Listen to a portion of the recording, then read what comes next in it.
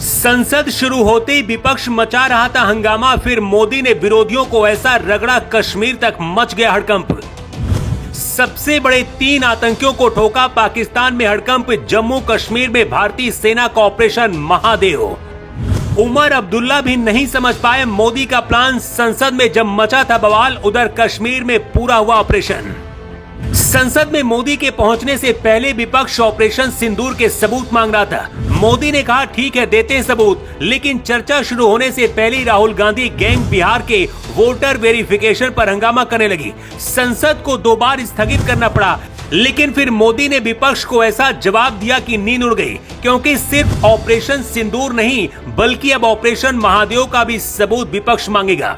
संसद में जब इधर ऑपरेशन सिंदूर का सबूत विपक्ष मांग रहा था, राहुल गांधी से लेकर अखिलेश यादव को भी खबर नहीं थी कि ऑपरेशन महादेव शुरू हो गया है।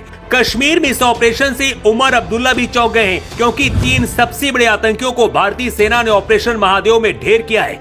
ऑपरेशन महादेव क्या है उससे पहले आपको बताते हैं कि संसद में क्या हुआ।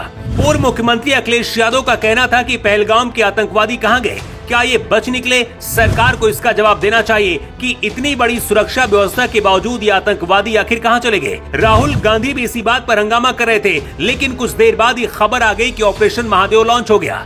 पहलगाम घटना के बाद सेना को पता था कि आतंकी यहीं कहीं छुपे हुए हैं। अमरनाथ यात्रा को लेकर सबसे ज्यादा डर था, क्योंकि कोई भी अनहोनी हो सकती थी। ऑपरेशन सिंदूर में 100 से ज्यादा आतंकी भारतीय सेना ने मारे, लेकिन असली गुनहगार जो पाकिस्तान से पहलगाम पहुंचे थे वो बच गए थे।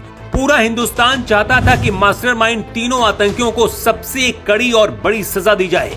इधर जब विपक्ष बार बार सेना से सबूत मांग रहा था, संसद में भी इसी बात को लेकर हंगामा चल रहा था। उधर जम्मू कश्मीर में भारतीय सेना के कमांडो ने ऑपरेशन महादेव लॉन्च कर दिया।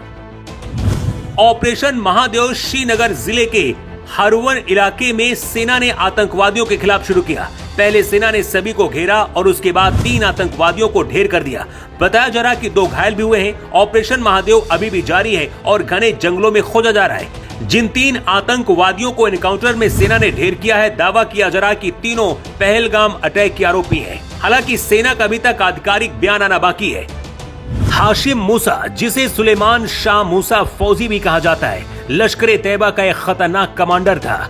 हाशिम मूसा पाकिस्तान के स्पेशल सर्विस ग्रुप का पैरा कमांडो था, जो एक खास ट्रेनिंग वाली सेना इकाई है। 2022 में भारत में घुसपैठ कर लश्कर में शामिल हुआ। कई हमलों की साजिश रची। पहलगाम हमले की प्लानिंग और एग्जीक्यूशन में इसकी ही भूमिका थी।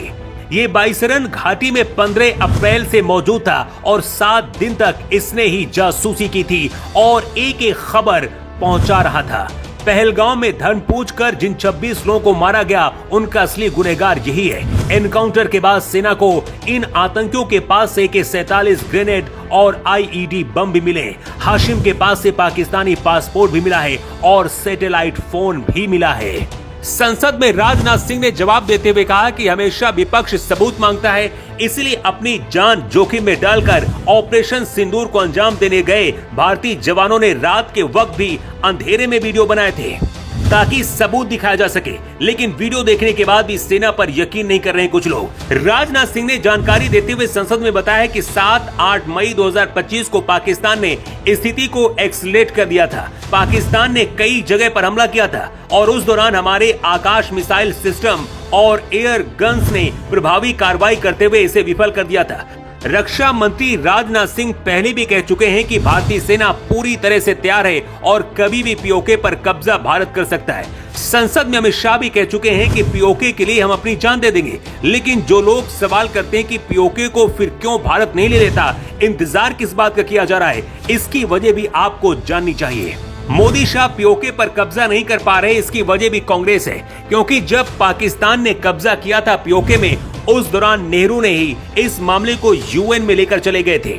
मतलब POK में घुसने का मतलब है UN दखल देगा। इसलिए मोदी सबसे पहले पूरी दुनिया के साथ अपने रिश्ते बढ़ा रहे हैं, UN पर दबाव बन रहा है। इससे ये होगा कि जब भारत POK पर कब्जा करेगा, उस दौरान दुनिया भर के ज्यादातर देश भारत के साथ खड़े होंगे, जिसकी वजह से UN भी कुछ नहीं कर पाएगा। दूसरी वजह यह है कि पाकिस्तान ने POK से हिंदुओं को अत्याचार करके पलायन करने पर मजबूर कर दिया है, जिसकी वजह से यहाँ कट्टरपंथियों की संख्या ज्यादा बढ़ गई है।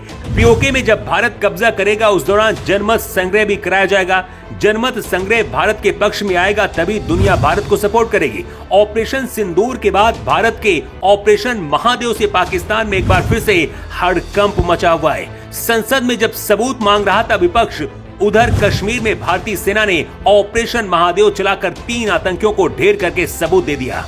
भारतीय सेना की इस कामयाबी पर आप क्या कहना चाहेंगे? पूरे देश को भारतीय सेना पर गर्व है, लेकिन विपक्ष जो कर रहा है उसे लेकर आप क्या सोचते हैं? अपनी राय जरूर दें।